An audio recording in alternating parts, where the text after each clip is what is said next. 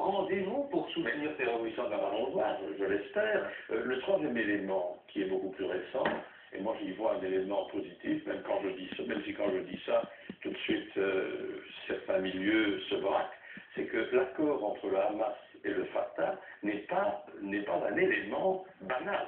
Or, d'aucuns semblent vouloir le banaliser. Et moi je reste persuadé qu'il y a là un faisceau d'opportunités que la communauté internationale devra absolument utiliser, et les États-Unis et l'Europe. Et moi je crois d'ailleurs que pour l'Europe, il y a un rôle particulier à jouer. Vous disiez tantôt, pas de démocratie, ou lobby. Je ne sais pas très bien ce que vous voulez dire par là, mais moi je pense savoir ce que vous voulez dire par là, et je suis assez d'accord avec vous. Je suis assez d'accord qu'il ne faut pas que de l'extérieur, on veuille imposer un modèle absolu, comme on fait trop souvent, d'ailleurs en Afrique, que je connais assez bien, c'est souvent une erreur.